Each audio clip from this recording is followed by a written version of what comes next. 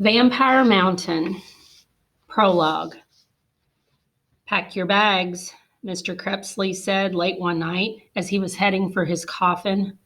"We leave for Vampire Mountain tomorrow." I was used to the vampire making declarations out of the blue.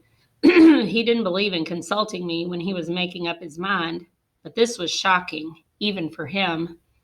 "Vampire Mountain!" I yelled, racing after him. "Why are we going there?" "To present you to the council," he said. "It is time." "The Council of Vampire Generals?" I asked. "Why do we have to go? Why now?" "We go because it is proper," he said, "and we go now because the council only meets once every 12 years. If we miss this year's gathering, we will have a long wait until the next." And that was all he'd say about it. He ignored the rest of my questions and tucked himself into his coffin before the sun rose, leaving me to worry the day away. My name is Darren Shan. I'm a half vampire. I used to be human until 8 or so years ago when my destiny clashed with Mr. Crepsley's and I reluctantly became his assistant. I had a hard time adapting to the vampire and his ways, especially when it came to drinking human blood. But finally, I let go, accepted my situation, and got on with the business of living. We were part of a traveling band of amazing circus performers led by a man called Hibernius Tall.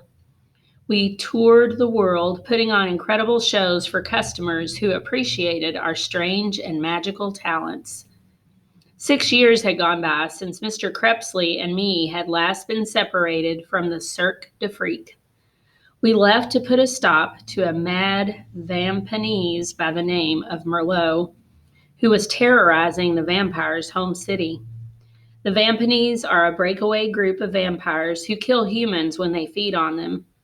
Vampires don't. We just take a little bit of blood and move on, leaving those we suck from unharmed. Most of the vampire myths you read about in books or see in movies actually began with the vampanese. They were a pretty good 6 years.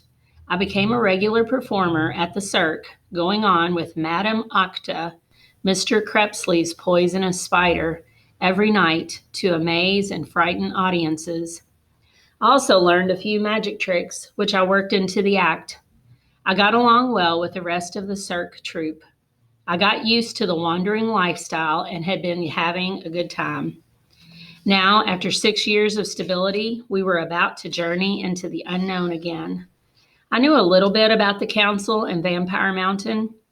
Vampires were ruled by soldiers called vampire generals, who made sure their laws were enforced.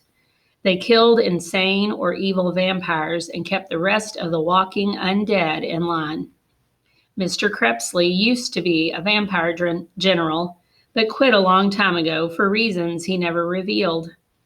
Every once in a while, I now knew it was 12 years, the generals gathered at a secret fortress to discuss whatever it was that blood-sucking creatures of the night discussed when they got together.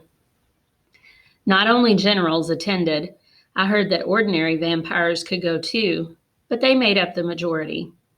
I didn't know where the fortress was or how we'd get there or why I had to be presented to the council, but I was about to find out.